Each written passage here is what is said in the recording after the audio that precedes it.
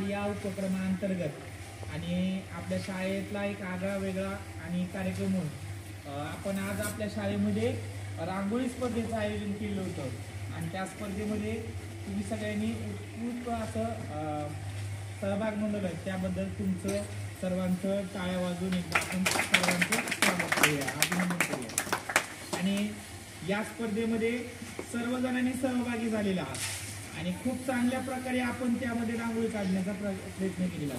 आता कोणती स्पर्धा म्हणली की त्याच्यात काय झालं, प्रत्येकाला नंबर देणं शक्य नाहीये.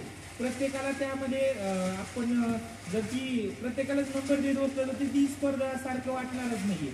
त्यामुळं याच्यात कुणी नाराज व्हायचं नाही की माझा नंबर आला नाही किंवा माझा हे झाला नाही.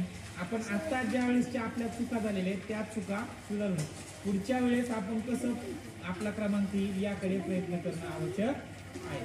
तर या ठिकाणी आपली जी स्पर्धा झाली या स्पर्धेमध्ये वेगवेगळे क्रमांक वेगवेगळ्या मुलांनी मिळवलेले आहेत.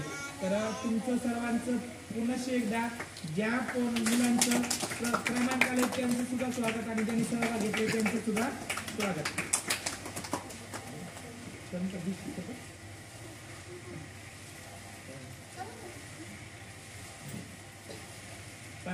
पहिल्यांदा आपण छोट्या गटाकडनं सुरुवात करूया आणि छोट्या गटाकडनं सुरुवात करताना या स्पर्धेमध्ये आपण काय केलेले 2 क्रमांक काढलेले आणि त्या सर्व क्रमांकाला आपण आपल्या शाळेच्या वतीनं त्यांना वही देणार आहोत. ठीक आहे.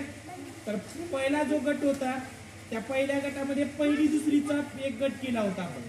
या गटामध्ये 2 क्रमांक काढण्यात आलेले आणि त्या पहिली दुसरीच्या दुसऱ्या क्रमांकाचा जो बक्षीस पात्र विद्यार्थी त्यांची नाव आहेत रुद्राणी आणि रिदा यांचा या गटामध्ये 2रा क्रमांक आलेला आहे.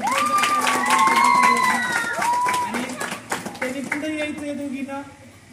बॅग ठेवा खाली.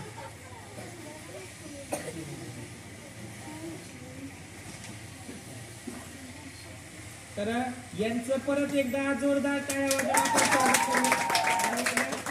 सर्व शिक्षकांना पालकांना विनंती करतो की त्यांनी हे बक्षीस स्वरूपात त्यांना